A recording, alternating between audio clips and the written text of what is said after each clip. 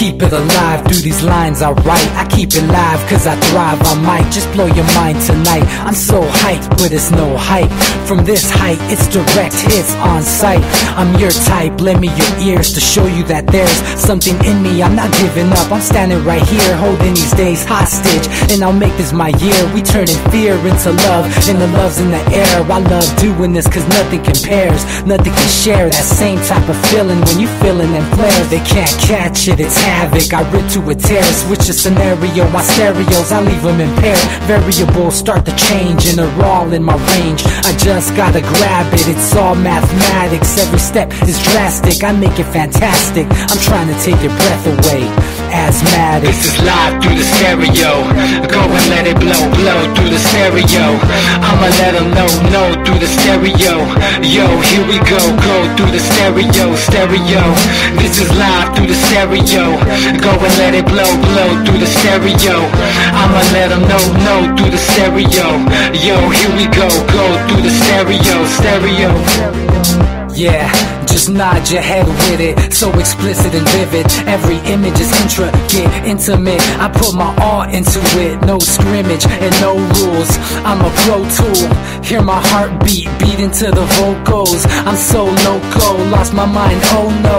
It's ponderoso, dope, so no overdose, cause it's dope, yo. Man, this is house grown, mixed with some milestones. So I let the style flow down like the Dow Jones, bringing it with some foul tones, letting the crowd know we getting loud, so it's eardrum rudiments. Yeah, we bring it rude again. Move, little hooligan. Music for tuning in, full time to the 10. I'm on my clock like I told you. I'm doing this for dreams we pursuing. Hey everybody, welcome back to the Anti-Media Radio. Once again with your host Nick Burnaby here on UCY.tv. Thank you guys for tuning in. Make sure you check out our website, theantimedia.org, where we talk about most of this news and stuff that we're where we post articles about all the news and stuff that we talk about on the show, and that's where we pull a lot of the content that we talk about here. I'm also joined here by my co-host in the studio, DB Schwartz. How you doing, man? Doing well, man. We got some new equipment, and looks like it's gonna make the audio quality a lot better. Yeah, that's what we're hoping, taking it up a notch, and we will be able to take calls tonight. On Monday, we weren't able to take calls, but we figured out why and got it all fixed. If anybody wants to call in and talk with us about any of the stuff we're talking about, feel free to call us 718-717-8296. Once again, it's 718-717-8296, and we're going to be covering Ferguson tonight in depth. We're going to have Mikhail Thalen calling in later from Story Leak on the ground in Ferguson to give us an update about what's going on. At least he said he's going to be calling in as long as quote-unquote shit doesn't pop off. But yeah, he'll be calling in, and we're also joined here by LaVon in the studio. How are you doing tonight? I am so awesome. How are you? Pretty good. She may be chiming in a little bit here, but we're going to cover all kinds of stuff tonight with Ferguson, and make sure you guys check out our artists, our musicians that hooked us up with the intro music, Ponder and XL.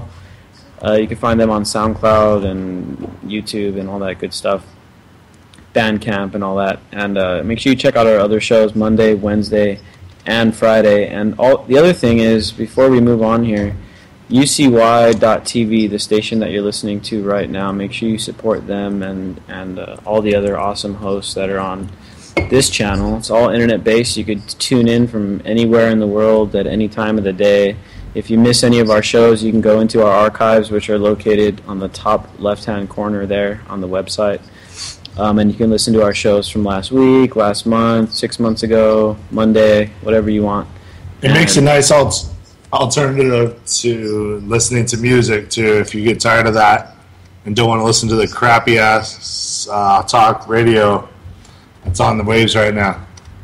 Yeah, and don't forget that you could listen on your phone, man. So you don't got to listen to Sean Hannity if you don't want to. Nobody really likes listening to Sean Hannity spout off, but you could, when you're in the car, you could listen to us on your phone as well. So that's another great option.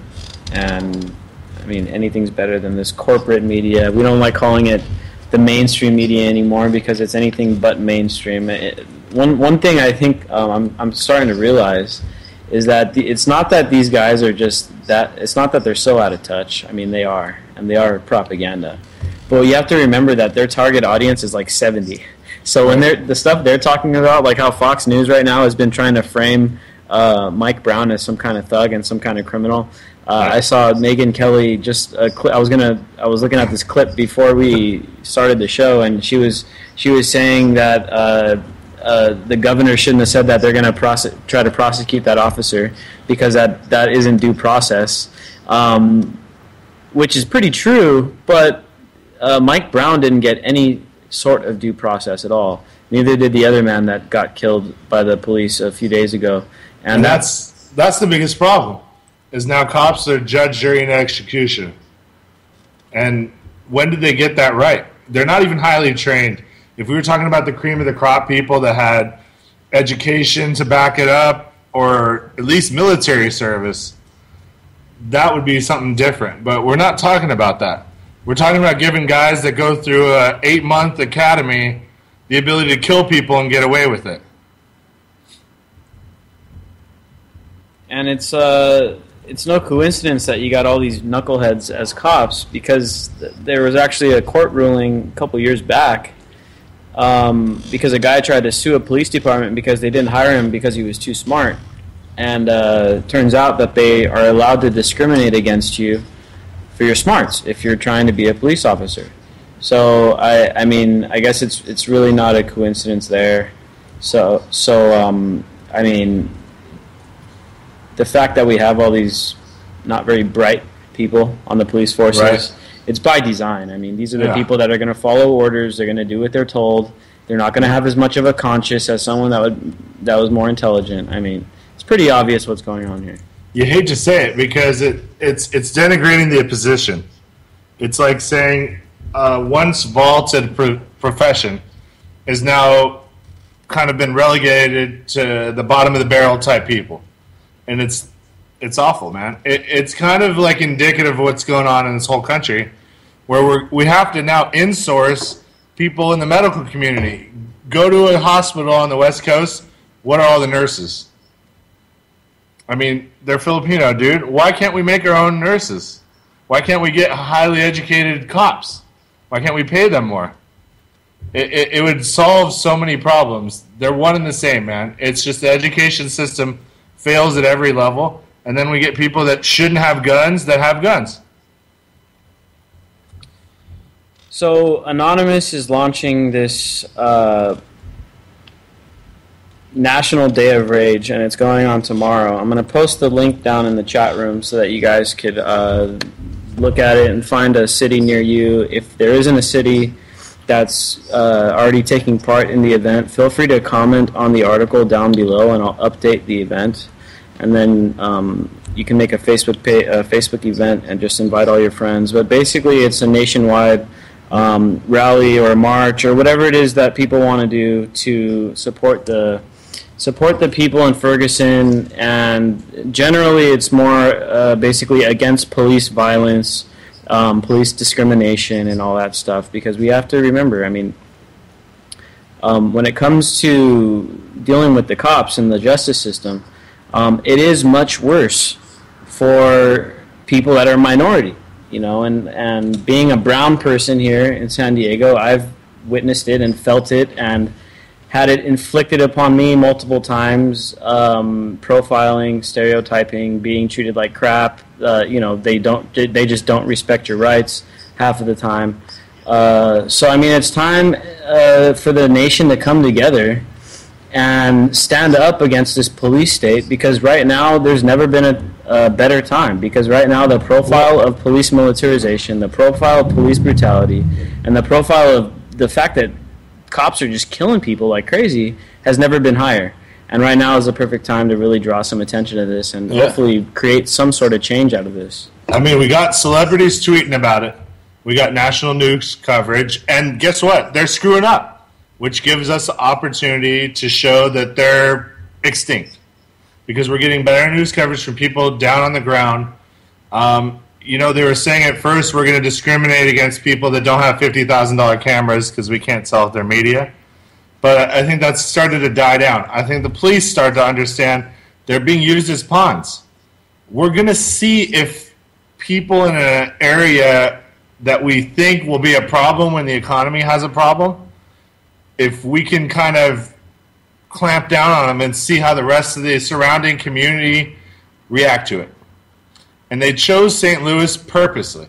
St. Louis is 50% black, 50% white. So they chose it on purpose. They couldn't have picked a better city in the heartland. They want to see how we'd react. They want to see if they can divide and conquer us anymore, or if they're going to have to go on to something else. Yeah, and I really don't see this as a divide and conquer. If you look at the protests, a lot of the people there joining in the protests are white people, and they're standing alongside with everybody else.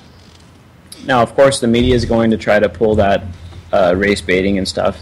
Now, what we have to understand is, yes, the police violence and a lot of the ills of the society is because of your race.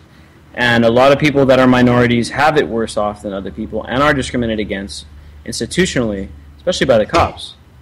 But does that mean that all white people are bad? No.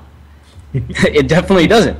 It means that it's time for everyone to recognize this, acknowledge it, and do what they can to start fixing the situation and start preventing these horrible things from happening. Yeah. And it all stems back, we talk about this all the time, it all stems back to our economic situations.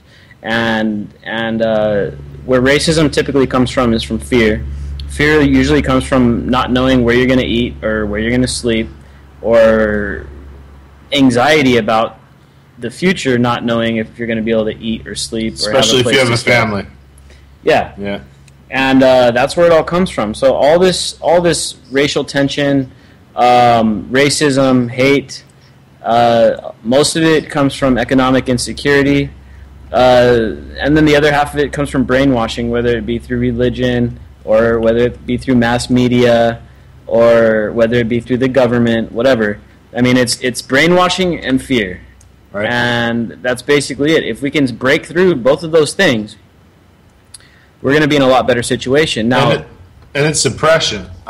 Every time it seems like we talk about inequality, we talk about suppression of technology. We know that the poorest people just can't afford energy. That's it. If they had a hamster wheel plugged into an electrical outlet at home and they could run and make their own energy, they'd be a lot better off. So we have an energy monopoly. We have big oil. We have big coal. We have nuclear. We don't need any of them.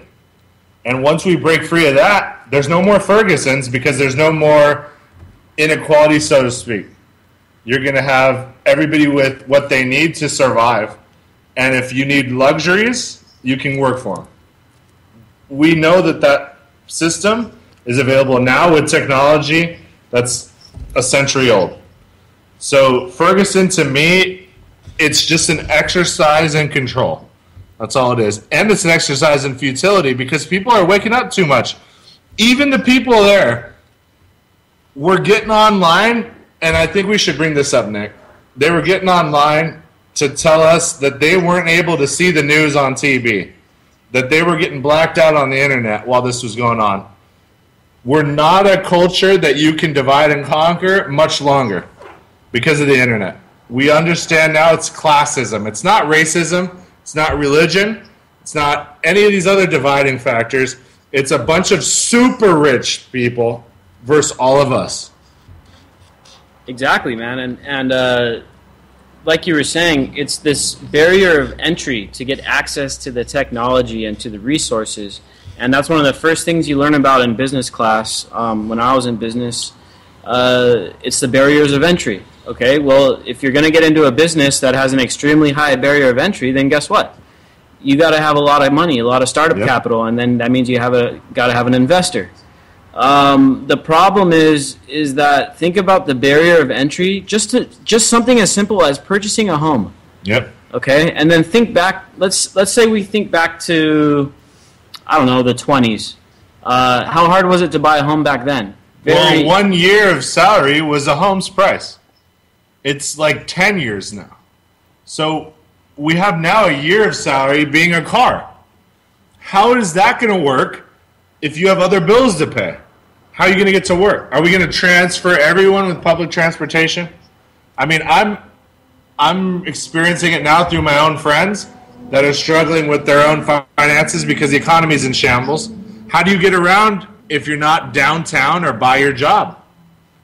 The infrastructure is not set up where we live, Nick. It's just not. And in a lot of cities, it's not. So we're running into some real problems. Now, the richest people in the world, the richest people in our country, they're so far up there that they can never spend it all, ever. And they have it hoarding offshore. They have so much money offshore that they could have stopped the bailout in 2008 from needing to happen. It was $700 billion in unclaimed taxes offshore. That's what we gave the banks. So we have class warfare being set up, and guess what? The middle class, who for right now and only right now have a good, basically, living situation, are going to allow the richest people to oppress the poor just so they can wake up tomorrow and have their shitty car and their shitty house and their shitty job. And for how much longer? You got to know the end game's coming up. Pick your side. And they don't even have, they don't even own their houses for the most part. No, it's all mortgaged. You never own your home. It's like Monopoly, man. Everything's mortgaged. Yeah. And so if anything ever hits the fan, guess what? The bank's taking your house. You're homeless. The bank's got your house, dude. And which means the rich people own your house. Right. You don't own it. And all this stuff, I guess, in this country, it all goes back to the Fed. It all goes back to 1913. It all goes back hundreds of years because they've been having central banking for hundreds of years. But it really sealed the deal over here in 1913, and then it really got even worse in the 70s after Nixon bankrupted the country in Vietnam and then closed the gold window, and then the inflation really went out of control. And guess what? For a while there, wages kept up. In the 90s, there was a little bump in wages, but ever since 2001. Ever since the financial crisis, ever since 9/11, the wages haven't kept up. Right. And then the financial crisis of 2008 really destroyed the middle class. Right. So now what we've got is a bunch of people that aren't nearly making what they should. Mm-hmm. That includes the people on minimum wage because minimum wage isn't nearly even close to what people need to make a living off of. If the minimum wage had kept up with inflation, it would be like over $20, almost $30 now. Yeah. So the minimum wage. I mean, in a vacuum, I don't believe in a minimum wage. But in the Federal Reserve System, that's based on this pyramiding debt and massive inflation, it's a must. Well, does the free market function anymore when we're automated? When we can get rid of all blue collar jobs, which is maybe 20 years away, maybe. What are we going to do? We're seeing the beginnings of it now. There's some jobs that are going to not be here next year or the year after that or the year after that because the computer will take them over. So we're at that place where we have to make a decision as a society. Are we going to be sheep? Are we going to let the people that have run things probably forever continue to do it? Because you know what their plans for us are. If you're not one of the top in your field, you're a useless leader. And you know what they'll do. You know, we have an Ebola virus, we have wars, we have anything you could think of to depopulate. So that's their plans. But our plans, if we wake up, free energy, follow your passion, free education, and then imagine where we'll be in 20 years when that happens. I mean, I can only imagine 7 billion people with free education. I mean, we'll be off the planet in 10 years. We'll come up with hyperdrives and sleep pods and generation ships, and we'll be gone. And these fools keep us here. Why? Because they can rule as Lord and Master and keep us all as slaves. But it's time for that to end. And it can end with this open source tech, Creative Commons tech. You know, no more monopolizing our stuff. Ideas are great, but to monopolize them is just foolish. And so I guess Ferguson is just a small sample of what can and will come if we don't take the proper path, if we don't take the right measures. This is what will come to all of America, and it's not just going to be the poor black people in a predominantly black neighborhood. It's going to be everybody. It's everyone. And so everyone needs to stand up right now with the people of Ferguson, and I really want to encourage you guys to go click on that link that I posted in the chat room there and join one of the protests. There's like over 50 now, so there should be one pretty close to you. If not, like I said, just create an event, put the details. Some people probably don't even know who Michael Brown is. Some people probably still don't know what's going on in Ferguson. I mean, this is the era we're in. The information's accessible, but years of generational brainwashing have made the situational awareness of current events kind of faux pas here. Like, oh, you're an intellectual. You know things. Oh, you eat organic. Oh, you drive a hybrid. This is the generational brainwashing that we have to crack and beat. And this is why I hate the baby boomers saying shit. Because we now have to fix your crap.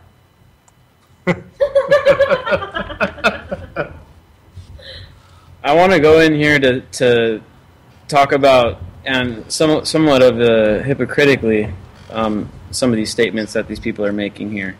But I want to talk about what these other countries are saying about what's going on here in Ferguson. The first one comes out of Egypt. The Sisi regime, which was responsible for thousands of deaths in Rabia al-Adawiyah, urges the U.S. to show restraint in Ferguson. And when I clicked on this link, I thought it was satire, but it's not.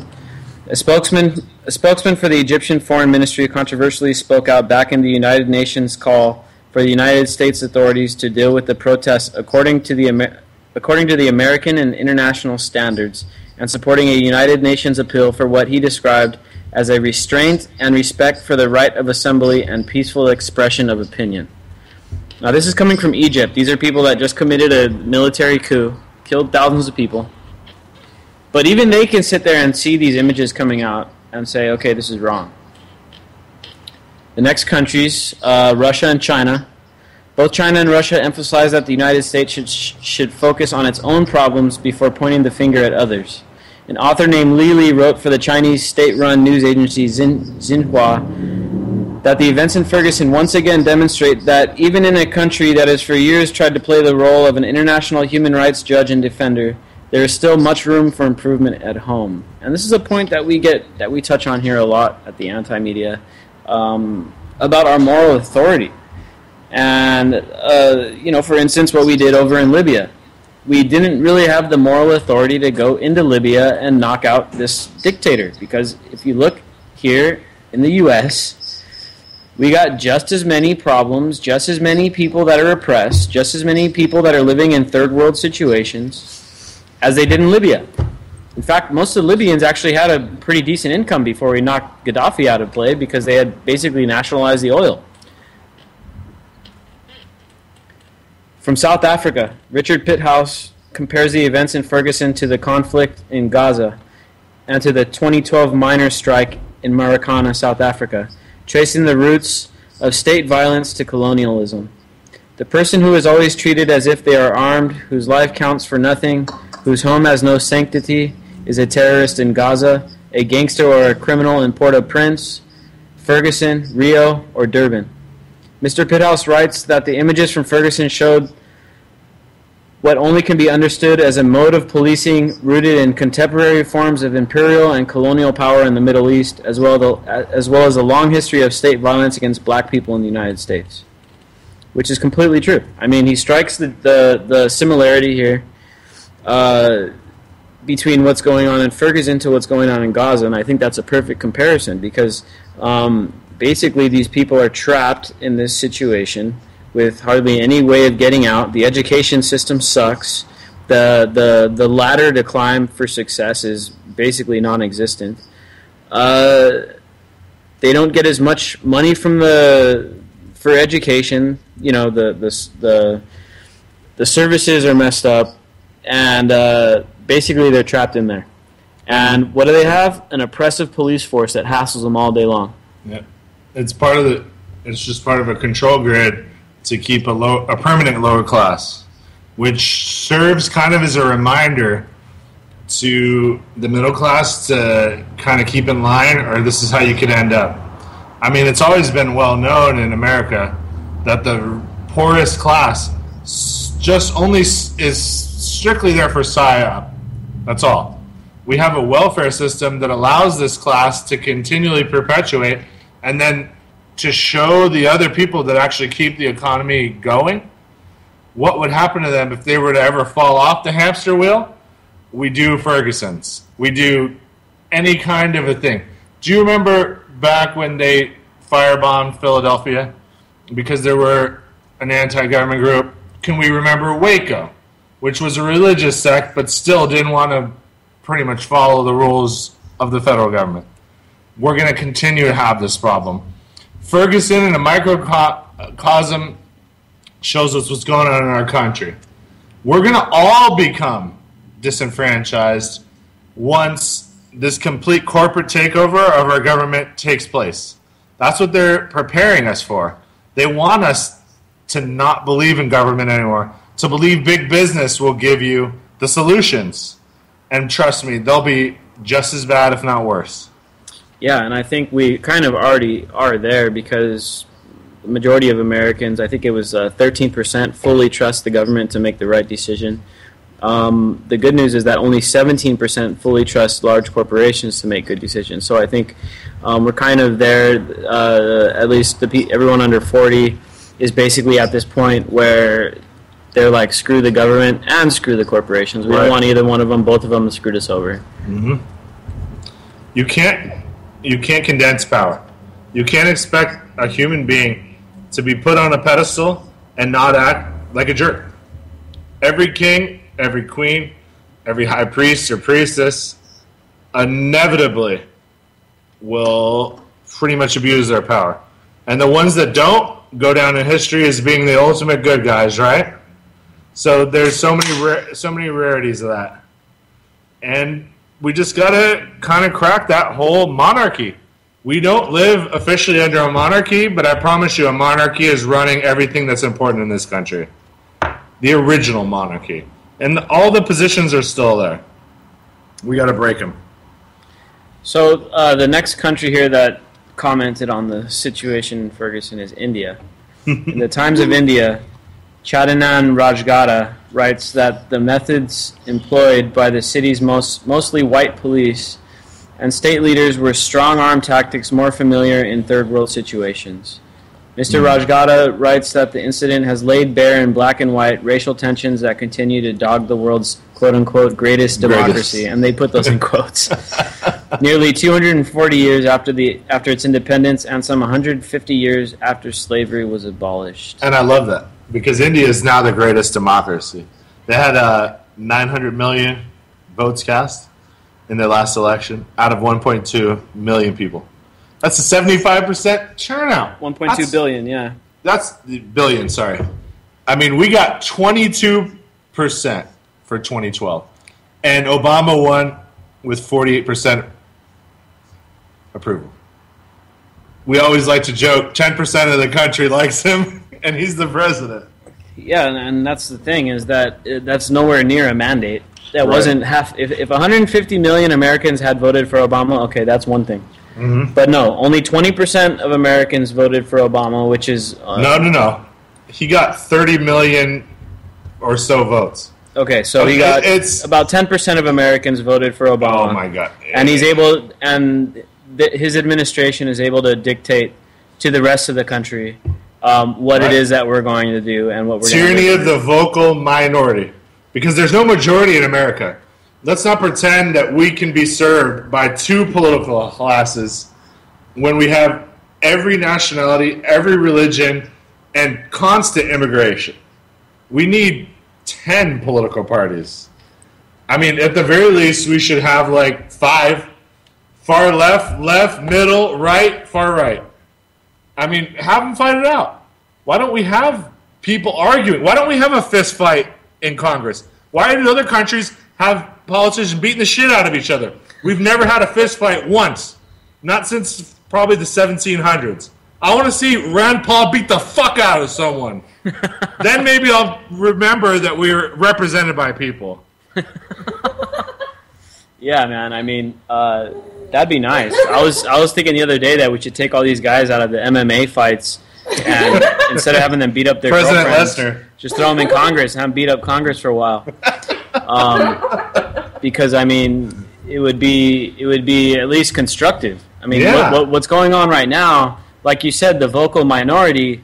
That's if we're thinking if speech is money, which we are. Because right now, according to Citizens United, speech is money, and guess what? Who wins the election? Whoever's got the money. Yeah. You know, Lindsey Graham just got reelected. Nobody likes that guy. You know Dianne who likes Feinstein. Lindsey Graham? The Koch brothers. And you know who likes any Democrat? Soros. And that's all you need to know. You don't mean shit if you're not a billionaire. We got to change that because there's 300 million of us. What if tomorrow people realized that the banks were going to collapse the day ahead and they didn't go to work? All the millionaires and billionaires would go broke too. I promise you. I got a bunch of friends out here in San Diego that are Democrats, and they absolutely can't stand Dianne Feinstein. But she keeps getting reelected. She's been reelected for what? Incumbent. She's been in office for like 80, 90 years now. 8 terms? I mean, how old is she? Like 200 years old? She's 60 or 70 or something. I mean, she's been in office forever. And then most of my Democrat friends can't stand Obama, but he won again. How? Yeah, I'm at a loss, dude. I understand how Jerry Brown got in. He got in on a recall and followed one of the worst guys ever in Gray Davis. But, yeah, we got to have a way for the people to recall a president. We can't wait for an impeachment. You know, what if more people than voted for Obama signed for him to be removed? Why is that program not in effect? He'd be gone tomorrow. I mean, ideally, that's what we would have is these instantaneous recalls once these guys start acting like fools. Yeah, but you pass a bill we don't like. the system is set up in a way where these guys can get in, do some dumb things, and then for a year they can be nice, and then they get a bunch of money, and then they run a campaign where they act like they're nice, and then they make whoever's running against them look like shit. Yeah. They pass laws like here in California, the top 2 primary, where you basically make it nearly impossible for an independent to run for office, let alone win. This thing that what's his name, Jesse Ventura won. That was a fluke. Oh yeah. And he was a celebrity and stuff. And that was a fluke. And it never happens. Yeah. Okay. There's only like less than 5 independents in Congress out of 500. 40% of the people in the United States identify as independents. So basically, at least 40% have 0 representation. Is that everybody under 40? Basically. I mean, basically, yeah. The Republicans have absolutely 0 support under 40. Save for a few, I don't know who, but the Democrats are at least sort of favorable because they identify slightly with certain things like women's rights and stuff like that, which is mostly just superficial stuff. Right. Well, it's the thing with the Democrats is that you can't help but support them because of the alternative. Yeah, exactly. The alternative is a bunch of rich, white, religious dudes, and they don't like anybody else. So if you're not one of them, you're a Democrat. But here's the thing. The Democrats are legislating stuff that the government doesn't need to do and shouldn't be involved in. There shouldn't be marriage tax breaks, period. You want to be married and have children, pay for it. If you want to have a couple of guys with children, pay for it. Because we're overpopulated according to the people that know what our resources are. We can't continue to grow infinitely until we get off the planet. We got to cap it somewhere. So get rid of all these social magnetized control vehicles. It's social engineering. I mean, for the government to sit there and subsidize marriage, which basically is what they're doing because they say, okay, well, if you get married, you get a tax break. Right. And for every kid you have, you get a tax break. And for this, you get a tax break. And for that, you get a tax break. No, how about everybody is an individual?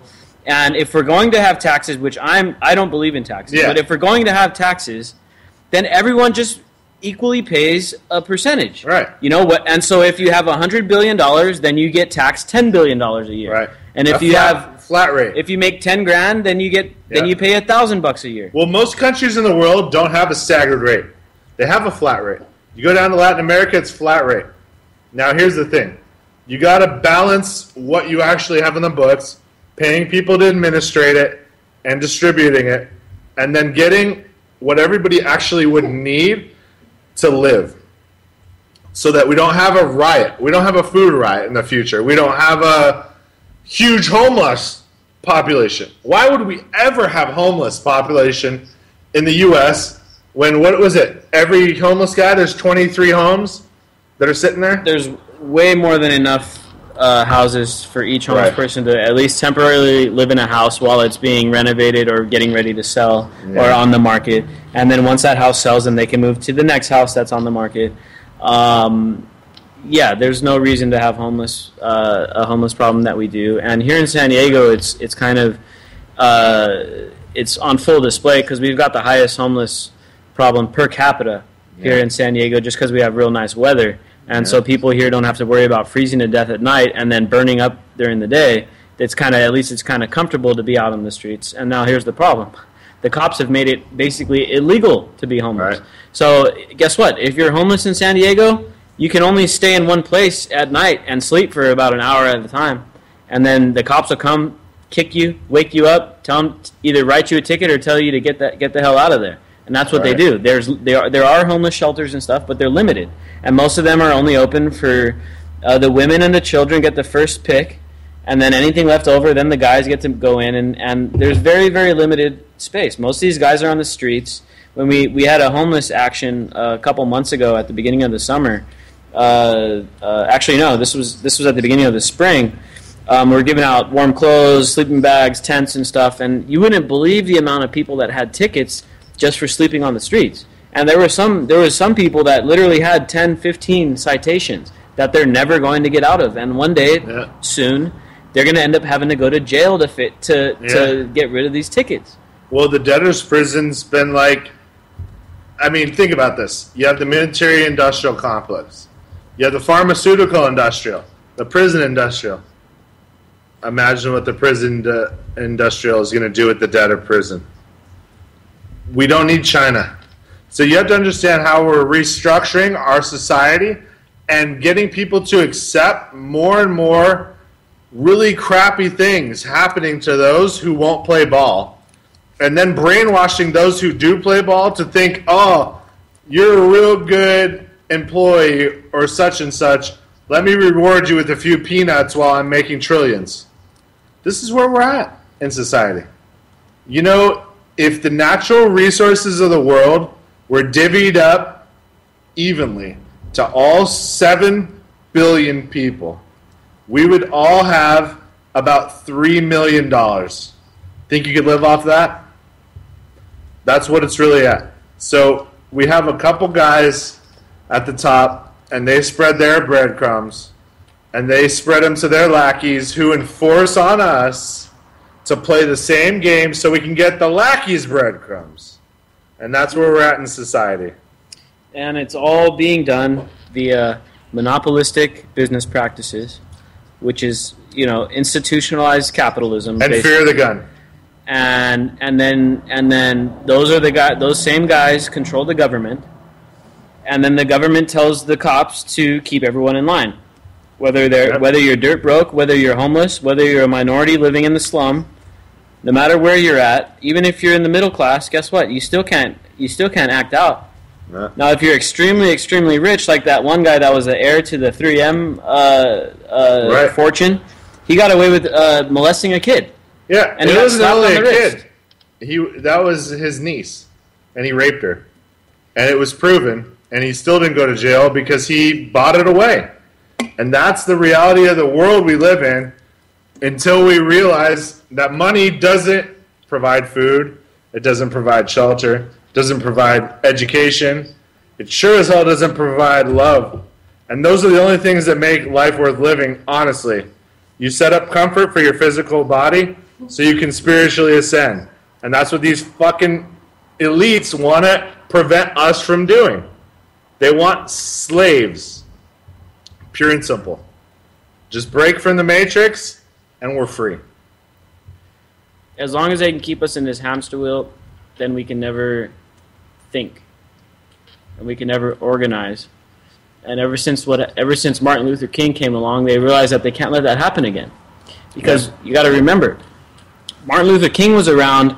That was only, that was the late 60s, early 70s. That was before all this crap that took place after Nixon really started kicking in. Yeah. So back in those days, you can still you were still able to get along with a one-income family. You were still able to own a home, own a car, not have to worry too much about bills and stuff. Now, people that are quote unquote middle class, well, you got two working parents, but you're not middle. Yeah, you're not you middle got class. Kids that got to work and not go to school because they got to work, or they got to go to school and work and pay bills. Middle class is not paycheck to paycheck, and 90% of Americans are that. So that if they were fired, if they didn't have someone to turn to for help or any cash reserves, they're homeless. All right, and this is what FEMA camps have been set up for. But we as a society have allowed this. We've allowed it. We've allowed a few people to profit off of everyone else. And now guess what happens when there's any hiccup at all? The rich will let you die, literally. Because what happens if food triples and your salary doesn't? Who's going to go hungry? You or your children? You. I mean, these are real situations. Crops take 3 months to grow. You can't just all of a sudden plant seeds in the backyard and be like, I'll be okay. Nah. You need to have food ready, water ready, seeds ready. If you don't, you're going to be one of the millions that don't. And what do you think those FEMA camps are set up for? I mean, just in a nutshell, and just to keep it simple, Ferguson is a litmus test. And once again, man, that's why we got to stand with it right now, and stand for a change, man, and fight for justice, equality, and just a fair chance at this game, dude. Because life is, in a way, life is a game. Right now, the rules are just rigged against the majority of everybody, unless you're someone that's born into a F-load of wealth, or someone that's willing to cut a bunch of throats on the way up to the top. Yep. There are billionaires that started off humble, but guess what they had to do to get to those situations? Have you seen, there's been studies that show that the people that are extremely rich have a lot less empathy. And they tend to be psychopathic. Yeah, and if you look at the percentage of everyone's like, oh, well, the rich, they're all philanthropists. They give all their money. Oh, really? Yeah, they might give a big chunk. You might see a big number. Oh, a couple million here, a couple million there. Bill What's Gates, that to you? this, that, and the other. It's like a 20. But here's the thing. Looking at a percentage of the income, poor people give away a lot more of their money to help other people. Yeah. And we did a video the other day on one of our websites about it was called the Real Homeless experiment, right? Because there was this experiment where they did this homeless thing and it was all rosy and stuff. There was another video where they took a guy that was homeless and they put him out on the street and they had him ask for money so that he can buy a cup of coffee. Everybody walked by him. Everybody ignored him. He was saying the same exact thing. And then they cleaned him up, gave him a haircut, put him in a suit, and then they put him out in front of the same building. Almost everyone that he asked for 25 cents to get coffee, people just gave it to him. So we need to realize that, man, and we got to realize that we need to, people that are, okay right now, need to help other people build the ladders to get out of these horrible situations, because if not, everyone's going to end up down in the gutters. Yeah. And then it's only going to be these oligarchs at the top, and you think they give a damn? They think that you think they give a damn about us? No, they don't. Oh. Well, we're in that window because we have maybe 10 more years for human labor to be really valuable. I mean, if the wealthy could have already automated everything, they would have. So we're in that position to demand our government that has been their lackeys and their puppets, and they control them because of money. We need to take money out of it. So Citizens United should be overturned right away. And honestly, it should be really a criminal penalty to lobby over a certain dollar amount. It needs to be a felony, and a federal one at that. We got to keep big donors out. Okay? Secondly, the only thing we can really do is negotiate with our own government, which, by the way, when they say they're broke, bullshit. They own trillions in assets. We own Japan. We own Germany. We own Italy. You name a country that we bombed in World War II, we own them, okay? We're not rich. And we're not poor. We're very rich. We're ungodly rich. We need to have free education basically negotiated for everybody. Otherwise, in the future, they're going to easily say, you don't have a skill set that we need, so sorry. I guess you'll just starve. We can't let that happen. Other countries in the world that have our resource base and our wealth already have that set up. Canada, England, Germany, France, all of the so-called first world countries, free healthcare, free education. We got to get that set up too. So, I wanted to go into this stuff about Ferguson a little more here, and I want to touch on foreign policy at the end. But the video of the other guy that was shot by the cops down in Ferguson, which was, I think, about 3 or 4 days ago, the video has been released, and I'm going to paste that in the chat right now so that everyone can see, because it just came out, and I want to know what you guys think about it. Feel free to call in. I think we're going to have Derek Rose call in right now in a few minutes, too, to talk about some alternatives to the state of policing right now, and maybe some community alternatives that are non-governmental. If you guys want to call in and chime in on this stuff, 718-717-8296. So I know you and me watched that video right before the show, and it really didn't look like these guys had to shoot that guy. Yeah. It looked a lot like they could have simply tased the guy and took him down. Yeah. Just like they to Mike Brown. They probably, if he was being aggressive, if he was charging, if he was doing any of that stuff, I mean, they could have just tased the guy and brought him down. Right. And didn't have to do all that other stuff. Well, the coroner's report said he was hit kind of from behind in a way. Maybe some kind of scuffle had erupted between him and the officer. If we're to believe logically that the cop kind of cut off Mike Brown and his accomplice or whatever, the guy he was with, when he was so-called jaywalking in a suburban neighborhood of Ferguson, that he opened the door and hit Mike Brown or whatever happened, and he pretty much felt like there's no way I'm going to take this huge guy on. He pulls his gun. Mike Brown sees it. Mike Brown's like, I'm going to die. Scuffles with the guy, maybe trying to knock the guy out of the gun out of his hand. And he got hit fleeing. He got hit 35 feet from the cop car. And then he got shot in the face. According to witnesses. According to witnesses. They have no reason to lie, really. If you think about it, an average citizen lying against the police, where's the motivation? The police lying against the public to protect their own guy, all the motivation. So that's what we have, man. You have a kid that didn't comply. He saw some guy probably feel threatened and go to draw his gun. What would you do? He'd probably try to knock it out of his hand so he could book it. Couldn't do it. Got 30 feet away, got shot. I mean, if he robbed the liquor store ahead of the time or not, this cop didn't know. And then when it was found out that he didn't rob it, but instead returned a box of cigars because he didn't have the money, it changes everything, man, and it shows the obvious smear campaign. It really does. It really does. And I think Fox is being completely complicit. But if you look at their audience, it's no wonder why. Their audience is a bunch of racist old people.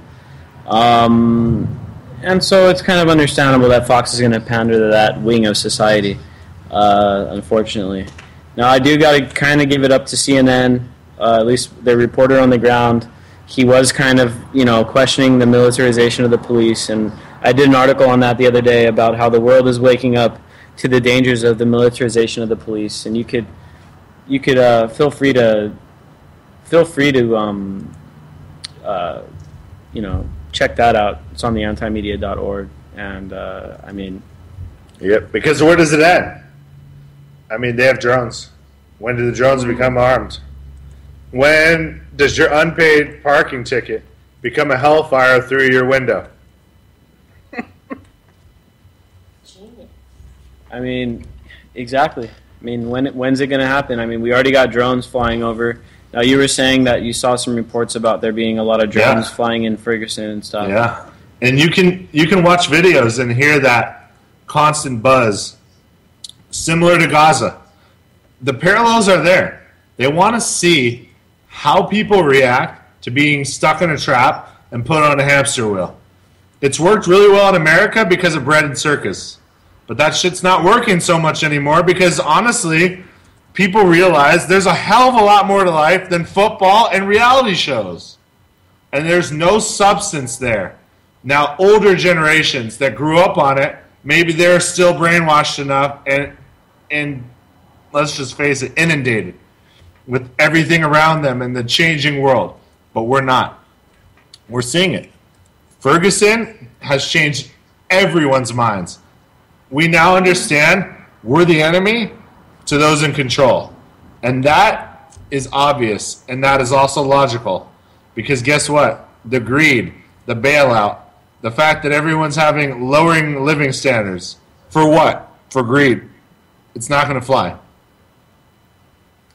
Yeah, man. And we got to stop these thugs, which I see as these cops, from doing what they're doing. Now, there was yesterday a mercenary group called Asymmetric Solutions was called in, and